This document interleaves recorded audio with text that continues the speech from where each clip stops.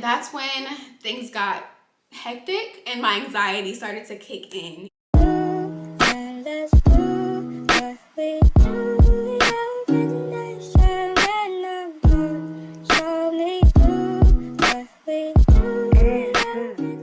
What is up, you guys? Welcome back to the channel. If you are new here, my name is Olivia and this is my baby boy Angel. He fell asleep in here, y'all. He was fussing. I was like, look, let me go ahead and strap you up. So I just had him in here while I was doing my makeup and he fell right to sleep, okay? Today's video will be an in-depth labor and delivery story time. I basically go into details that you may or may not have seen in my labor and delivery vlog. If you haven't watched that, go ahead and go watch that. That is up on my channel. It's been about 2 weeks and a half since I gave birth to him. He was born on February 26, 2023, mama's baby boy. His name is Angel Armani Wynn. And yeah, let's go ahead and get into it. Let me fix my hair. He gonna just keep us company, okay? So my water broke on February 26th at 3 a.m. in the morning. It didn't break at 3 a.m. I was having really bad contractions starting at like 7 p.m. the day before. They were like spaced out, so I wasn't really worried about it. I didn't think I was gonna go into full-blown labor that night at all, but I did. So I was having contractions the 25th, the night before. I was trying to go to sleep. I could not sleep, okay? Finally, at around like 3:15 a.m. I had like a really bad contraction. So I got up because when I stand up, the contractions felt better. So when I went to stand up, I felt a pop and then a gush. I'm like, my water broke, okay? And I was low-key really happy because I just wanted my water to break on its own. I wanted everything to happen naturally. If you are no stranger to my channel, then you do know that they did try to induce me. Was it on the 20th? Because they said he had a non-reactive test strip. So I went to get induced and nothing was happening. Like my body was barely dilating. Like I dilated to 2 centimeters, y'all, in a span of 48 hours. If I would have stayed in that hospital and they put me on Pitocin, the catheter, y'all, if you want the details for that, that is in my 48-hour induction vlog, okay? But we focusing on when he did come, when he finally did come, okay? So I was really happy when my water broke on its own on the 26th. So after my water broke, it was like, okay, it's time.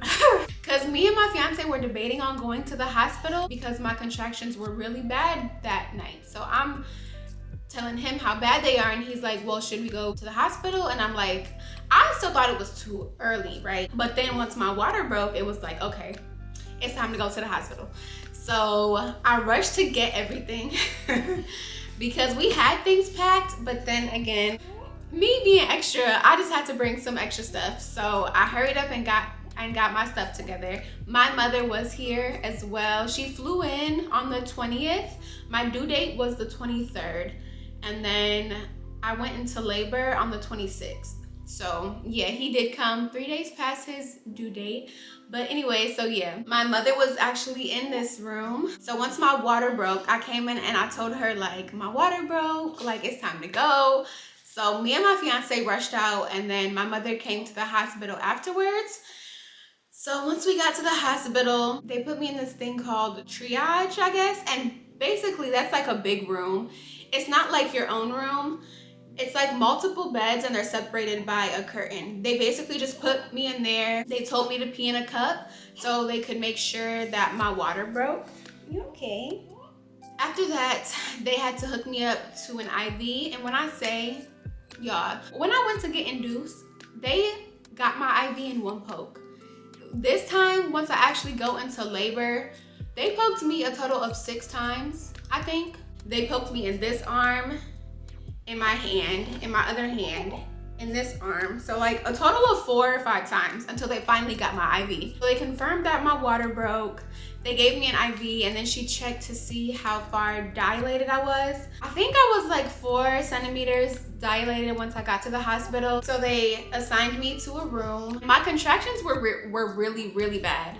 I wanted to go without the epidural, to be honest, y'all. I wanted to go without the epidural so bad. But the way them contractions was starting to hit around like 6 centimeters, I was like, give me that epidural, okay? So I did end up getting the epidural, but before I got the epidural, they gave me some IV pain medication because I basically had to wait until a full bag of clear IV liquid went in first before they could give me the epidural. It low-key took a minute for that full bag of clear liquid. It's okay, baby. It's okay. Oh, you burping? Good job, Tookies. So once the full bag of clear liquid went in me, I could finally get the epidural. And low-key, getting the epidural was tough because one, you have to be really still, and it's sort of hard when you're having contractions to be still. I basically had to be hunched over and I had to practice being still while he was getting everything ready for the epidural. And low-key, it felt like forever. He finally got everything ready and I got the epidural, and then they hooked me up to a catheter because when you do have an epidural, you can't go pee because you can't feel the bottom half of your body whatsoever. After that, things were gravy for like an hour and a half or maybe like 2 hours. So I got dilated to about 8 centimeters, and then that's when things started to not really go as I planned. So once I hit 8, that's when his heart rate started to basically drop after every contraction. They tried to switch positions to see if that helped me. So I switched positions a couple of times, a few times, because I really wanted to just see if, you know, things would get better. They did suggest a C-section. They had the doctor come in and basically tell me what was going on with the baby, how his heart rate is going down, and how if this keeps going on, then I would have to have a C-section. I did not want to have a C-section whatsoever, okay? That was the last thing I wanted to do was have a C-section. So in my head, I'm like terrified. I'm praying. My mom came over and prayed for me. My fiance and my mom were in the room with me the entire time. Until I had to get wheeled off to have a C-section. So once the doctor came in and ran down everything to me, I told him like I wanted to wait just to see if it happens again, if it keeps happening. If it does keep happening, we can go ahead and you know, have the C-section. But I was just hoping that, you know, his heart rate would remain stable so I wouldn't have to have one. But some more time went by, about like an hour. Ultimately, his heart rate just kept going down. Some contractions he'd be good, but some contractions his heart rate wouldn't be good.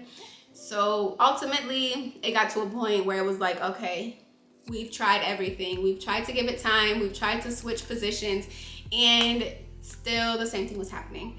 And that's when like I finally agreed and was like, okay, like I'll just have the C-section, because I wasn't getting past 8 centimeters. And to find out, after I had the C-section, they basically told me like his head was positioned weird because my pelvis wasn't opening up. So basically, I just feel like I was too small to have a baby because my pelvis wasn't opening up properly the way it was supposed to be able to push him out. So that's ultimately why I ended up having to have a C-section, and why his heart rate was going down, because he couldn't get past my pelvis. And he wasn't even a big baby. He was born at 7 pounds, 8 ounces. That is not a big baby at all. And my pelvis just wasn't opening up like it was supposed to. But anyways, I agreed to have the C-section, and that's when things got hectic and my anxiety started to kick in, y'all, because everybody came rushing in the room. It was like 4 or 5 nurses came rushing in. The doctor who did my C-section had to come in, and they basically just had to unhook me from everything so they could wheel me off to the C-section operating room, right? They gave my fiance clothes to put on, like from head to toe, because you know, everything has to be clean and sterile in the operating room and everything. So they came in, they told him to put on some clothes. Everybody was rushing in and trying to unhook me, and that's when I had like a breakdown. Because one, I didn't want to have a C-section, and I just felt defeated, to be honest. Like, dang, you know, like when things don't go according to your plan, it's just like, That was the last thing I expected to happen, was me having to have a C-section, y'all. So I definitely had a breakdown. My mom came over and was like, it's okay, like you're gonna be okay. And I was just bawling. I was bawling, y'all. But there could only be one person in the operating room with me. So I did choose my fiance, of course, so he could see his son being born. So yeah, my mom did have to stay in like the waiting area while I was having the operation.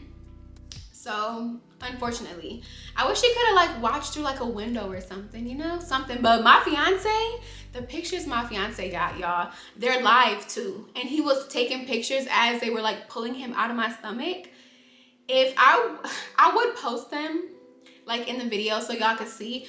But you know how YouTube be with like the guidelines and everything. And I'm not trying to get no strike or nothing, but like it's very, not gory, but what is it? It's very explicit, I guess. Like it looked crazy. Like seeing him actually getting pulled out of my open stomach. But yeah, they wheeled me off to the operating room. They transferred me to the operating bed. It's okay, baby. They transferred me to the operating bed, and I didn't like the operating bed, y'all, because they have like these arm things. It's like a skinny bed, and then they have these arm, I guess these arm legs, and you have to like lay your arms out like this. Like, I didn't like the fact that I had to lay like that, like with my arms outstretched like this, and my body, like, I just didn't like that idea. Like that scared me alone. Like, oh my goodness, I'm really about to, you know, get a C-section. So since I was already numb from the epidural, they basically just turned the epidural dosage up so I wouldn't feel anything. Once we got in the room, like I felt like everything just felt so hectic. It was low-key a lot of people in there. Like it was nurses, the doctor, like it was at least like 7 or 8 people in there, and it was just so hectic because like everybody was talking to make sure they had everything. They basically like went through a checklist to make sure that they had everything, and then like everybody was doing something different to prepare for it. I felt like I was going to war. Like it was just so much going on, and like my anxiety, the way my anxiety is set up, I was praying, repenting of my sins. Y'all, I thought I was gonna die. Like, to be honest, I'm so dramatic. But seriously, I've never had one surgery in my entire life. And being awake for it as well, it was just like hearing everything, seeing everything. It was a lot. It was a lot to process for sure. So they put the curtain up and they started the operation, and my nose got really stuffy. I felt like I couldn't breathe, and I low-key feel like it was a mental thing as well. I think I was psyching myself out. I asked for oxygen because I felt like I couldn't breathe. My nose got super stuffy. I don't know if that's from like the medication they give you or what, but like I had to breathe out of my mouth the entire time. It was just a lot. When I asked for oxygen, the doctor was basically like, that's normal, you're okay, you're doing perfectly fine, just relax. It's hard to relax.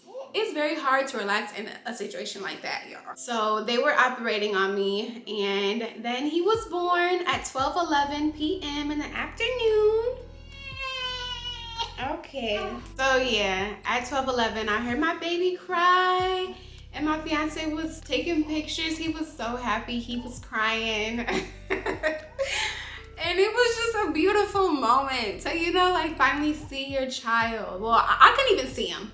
All I could do was hear him. But he was crying so loud. I was like, that's my baby. So then they took him over. I felt like it was a minute before they brought them over to me, to be honest. Like, but I mean, of course, they had to suction him because I guess like with C-section babies, they don't go through the birth canal in order to, you know, like not push everything out of them, but like when they squeeze through the birth canal, stuff comes out of their nose, like, you know, like the mucus and stuff like gets squeezed out as well. But since he didn't go through the birth canal, they had to like suction him, like suction his nose and his mouth and everything, and clean him off, and then they wrapped him up and they brought him over to me. I will insert pictures of that because those aren't gory. I was looking a hot mess, y'all. I don't know if I was crying. I was just out of it, to be honest. I didn't know how to feel. They tried to bring him over to my face close enough so I could kiss him. I tried to touch him, but I was hooked up to everything and the cords weren't stretching, so I couldn't even touch him. But they brought him close enough so I could give him like a tiny kiss and everything. And I wanted to hold my baby so bad, but I couldn't. Okay, I actually didn't get to hold him until a few hours afterwards, because after the operation they brought me to the recovery room, and the meds they had me on, y'all, had me shaking, like uncontrollably shaking for like at least 2 hours afterwards. Like I couldn't stop shaking. So I knew I couldn't hold my baby because I couldn't even stop shaking, like my whole body. And like I asked them, was that normal and everything? And they did say it was, because of all the medications and everything. So I basically just had to wait until that wore off. But in the recovery room, they did allow my baby and my fiance to come in. So only my fiance got to hold him for like the first couple hours. I was so sad, y'all. I wanted to hold my baby so bad, but I knew I couldn't, because I just wasn't stable.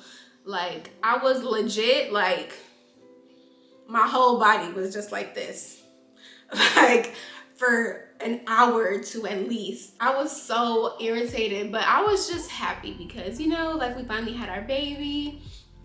My fiance was showing me him and was just holding him. He was so cute. I was like, oh, like we really have a baby. So yeah, in the recovery room, I just had to stay in there for long enough for like the medications to wear off, and they checked my blood pressure and everything. And apparently my blood pressure was starting to go up, and I didn't have an issue with my blood pressure before then. So they wanted to keep me in there for longer just to monitor. They did come and press on my stomach. I know that is like a thing after every birth. They push on your stomach. I don't know if it's like every hour, but they did do it pretty often. But I was doped up on them pain meds, so I really didn't feel it. Thank goodness, because from what I've heard, like that stuff hurts. Like when they come and push on your stomach, they basically just push on it to make sure there's no blood clots and everything.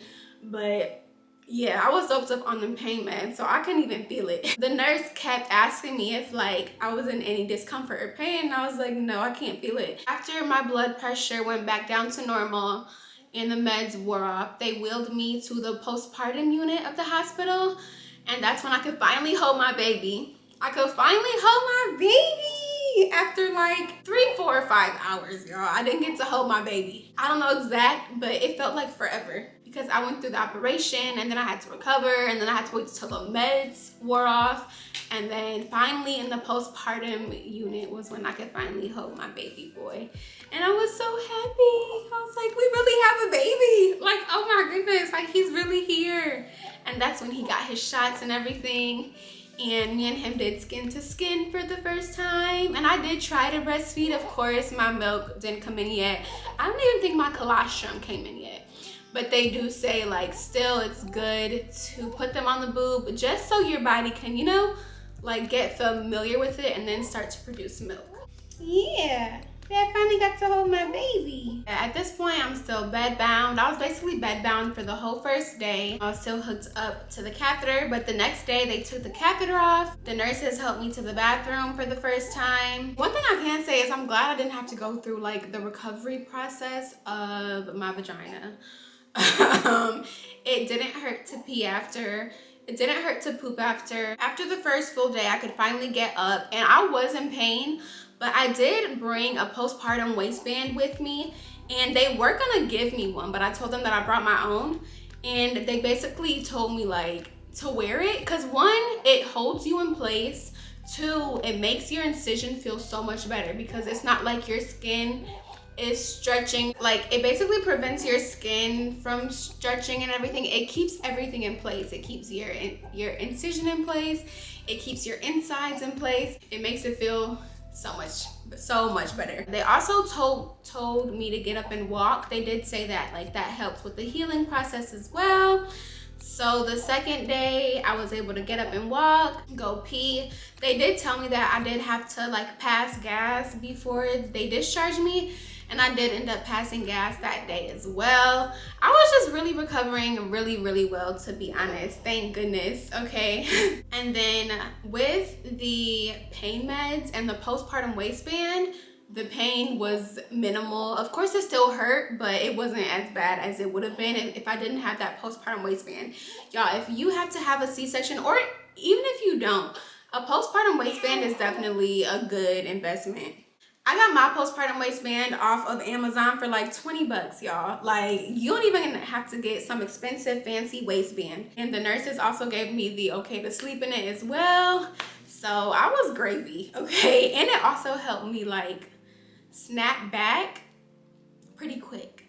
I am doing a separate video on that. It might be up before this one. So if you do want to see how I snap back so fast, I did not intend to snap back this fast at all, you guys. I just think from what I was doing helped me snap back faster. I didn't even know that it was gonna happen like this, but I'm grateful it did.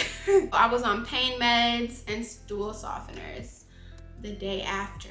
And I think that's about it. I think that's all the meds that they had me on.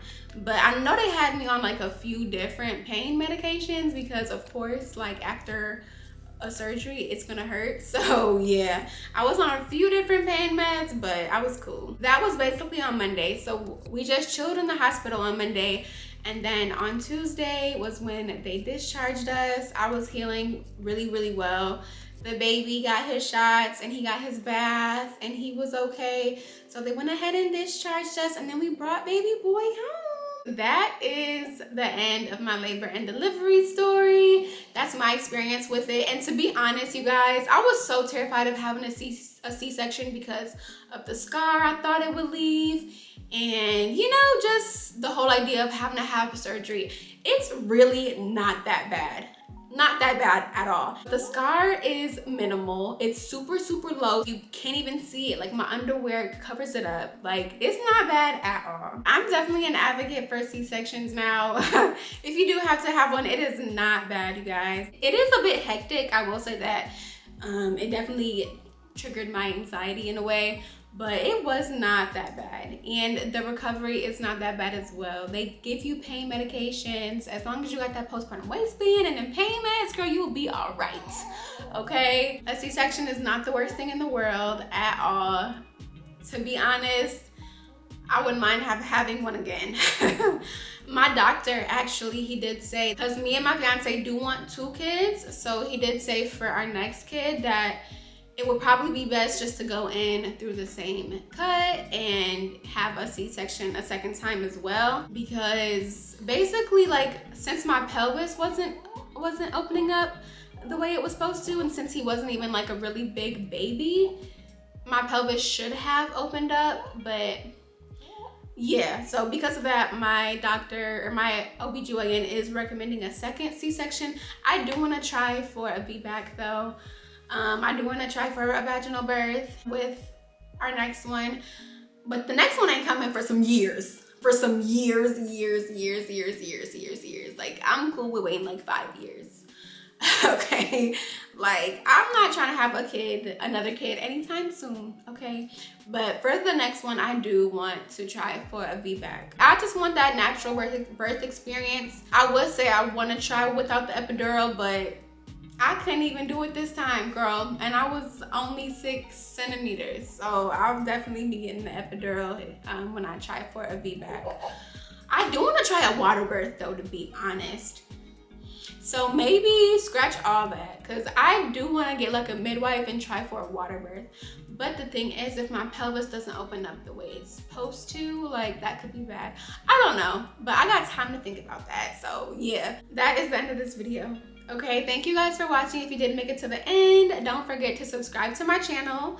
Okay, stay tuned for the vlog, stay tuned for the other videos. If you do want to see anything specific, go ahead and drop it down below or inbox me on Instagram. That's down below as well. And I will see you guys in my next video. Bye, y'all.